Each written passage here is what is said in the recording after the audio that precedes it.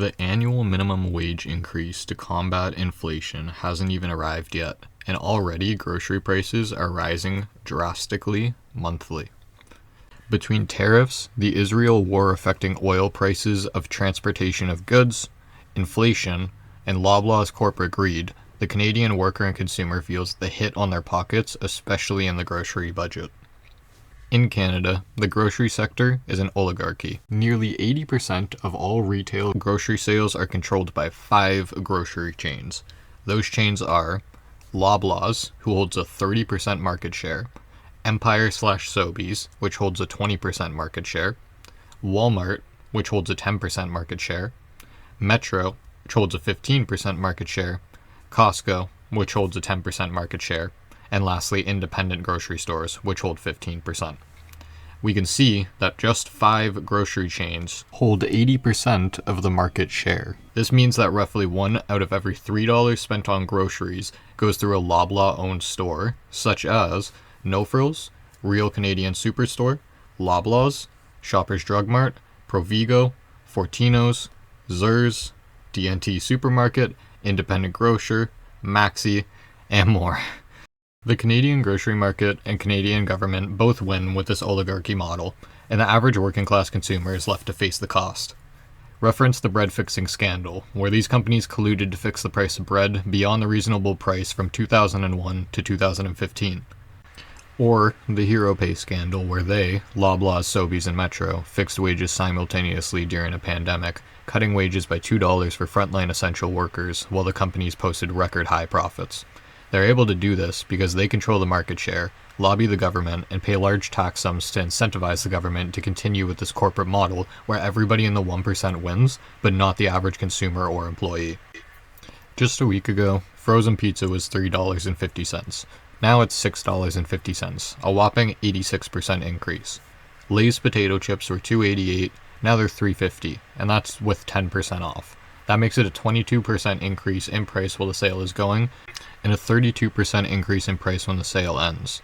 2-liter pop was $1.69, now $2 with a 27% discount. That's an 18% increase while it's on sale and a 45% increase once the sale ends. And this is just for the food that is unhealthy, devoid of nutrients. Wait until you see the cost of eating healthy. $16 for 1 pound of skinless chicken breast that expires tomorrow. Cost me $11.20, and that was because it expires tomorrow and I got it for 30% off. Eggs are rising at record rates, and egg companies are posting record profits. All the food costs are rising. We see it in our produce, cocoa, sugar, coffee. Everything is going up. Even potatoes have risen some ludicrous 700%. I'll put it on the screen so you can see it. Anyway, Canadians' pockets are being hit hard.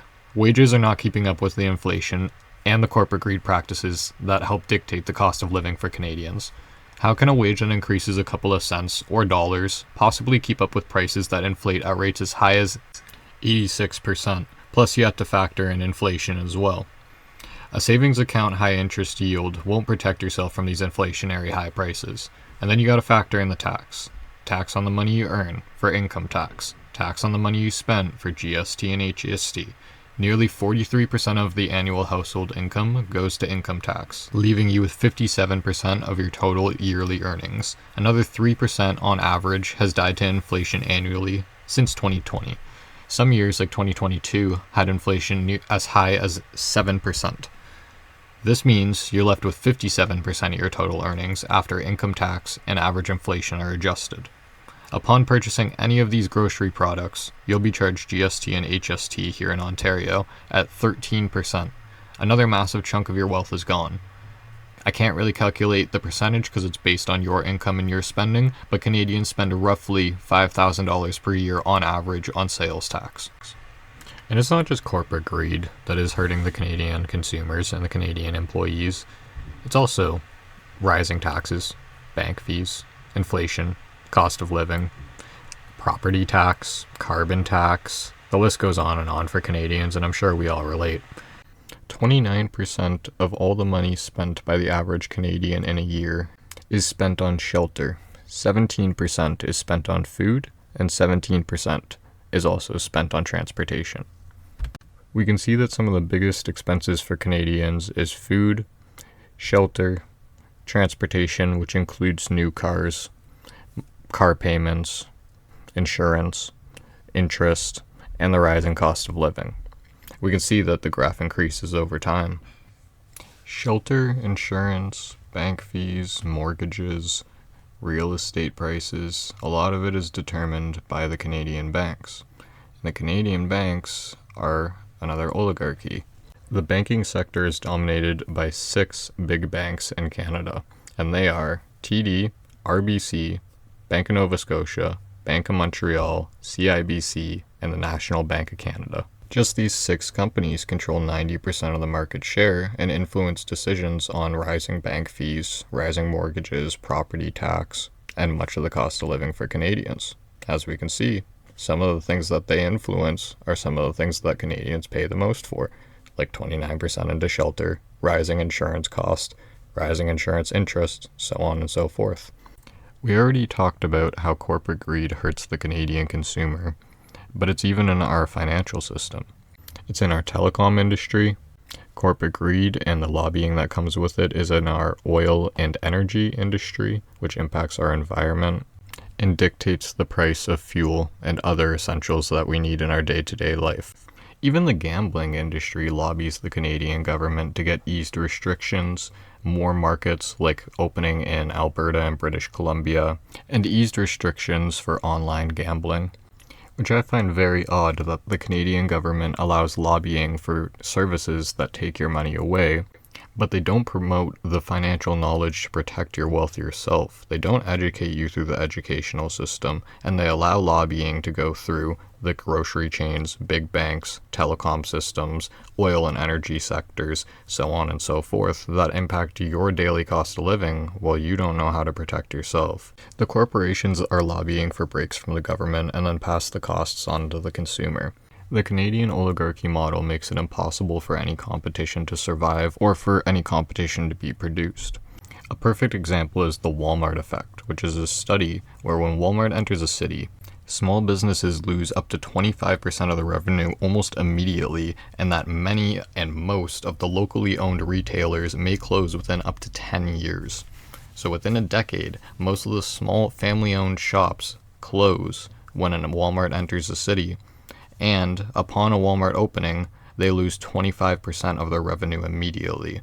Corporations are anti-competition, and when that competition is able to get government-backed, go to the government, lobby the government, and get eased restrictions in their industry, it makes for unfair competition within the Canadian markets, and a small amount of competition means they can set the price on whatever their goods and services are. It makes it very easy to charge a certain amount for oil, energy, banking services, telecom services, food, real estate, so on and so forth, and then pass on any additional costs to the consumers. For instance, carbon tax may look like a tax that is applied to many of the oil companies, but Canadian citizens will tell you that they felt it probably more than a lot of corporations did, because a lot of Canadians didn't have the money to pay for another extra hefty tax, but the corporations do. They can lobby for eased restrictions and lobby to get the taxes lowered for them. The average Canadian can't. And at the worst case scenario, they can always just pass the cost off to the consumer. If inflation rises by 2 or 3% per year, they just need to adjust their prices and you pay the difference. So what's the point of all this information? It's an overwhelming amount to take in, and most people feel like they don't have power over those situations in their day-to-day life. But that's the point. You do. You just don't know it. You haven't been taught it in our educational system or by the people around you that do understand it. And if you have been, consider yourself very lucky. In order to keep up with the rising cost of living, corporate greed, inflation, taxes, so on and so forth, we need to teach ourselves financial literacy. We have to understand how to protect our wealth the same way that the corporations, the 1%, and the rich do. So here's where you start. The first thing you have to do is critique your habits. You have to analyze all your habits and your bad financial mistakes that have gotten you to the situation where you are, whether they were passed down to you, taught to you, or created yourself. You have to analyze and be able to rectify those mistakes in order to move forward. If you're currently spending your money on consumables, or you're spending your money on living outside of your means, you're going to need to live within your means in order to start building financial stability and combat the rising price of living. Build a balance sheet for yourself to define how many assets and liabilities you have, and you'll be able to see how much you truly are wasting or utilizing your money for yourself. After you've built a balance sheet, build a budget and start sticking to that budget. That budget is going to be the first step to keep liabilities off of your balance sheet. It's going to keep you from spending unnecessary money, and it's going to show you where unnecessary money is being spent. If you're in debt from consumable spending, this is how you're going to find where that debt is being created. Once a budget is created and your balance sheet is built, you're going to start understanding where your money is siphoning from, whether it's going to assets or liabilities. And you can start using that money that's freed up from your consumable spending or your bad habits that you've now rectified through your budget and through your balance sheet in order to purchase assets instead of liabilities and increase your balance sheet further. But if you don't have a lot of money to free up, if most of your money already goes to bills and expenses, then you can create additional income from side hustles or additional jobs to create a financial barrier between your expenses, your liabilities, and your assets. Once you've started creating a small barrier between your assets and your liabilities, and you start to have some money freed up in order to purchase more assets rather than putting it to consumable spending, you'll be able to tackle your debt with the additional funds that are freed up. After you've tackled your debt, you can move on to creating an emergency fund, which is held inside of a high-yield savings account. The idea of this emergency fund is that you have 3 to 6 months of living expenses based on your expenses, which is defined by your budget. The point of this emergency fund is to have money set aside that is liquid and accessible in case an emergency happens that you can't prevent, such as losing your housing, losing somebody in your family, a medical emergency, losing your means of transportation, or other emergencies. The idea is to keep you covered in those hard times, so that you don't need to sell your assets in order to cover those emergencies.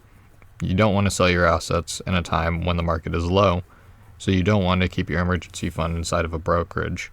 You want to keep it inside of a high-yield savings account or a money market ETF where your money is beating the rate of inflation but does not have the volatility that stocks and commodities have. So you're very unlikely to lose your money. It's going to be very well protected and it's going to beat the rate of inflation while you have access to your emergency fund. After you've tackled your debt, created your emergency fund, you can finally identify your risk tolerance. This helps you determine the level of risk that you're willing to take on with your investments. Would you rather have a higher growth portfolio or a portfolio that retains more of your wealth and protects it? Once you've created your risk tolerance, create an investment plan and an investment strategy. Ask yourself what your goals are, what you aim to achieve, and how you're going to achieve them. Consider important factors such as diversification, global weightings, sector weightings, and other important aspects of your plan. Many individuals have higher risk tolerances than others due to many factors. It could be age or having access to more capital.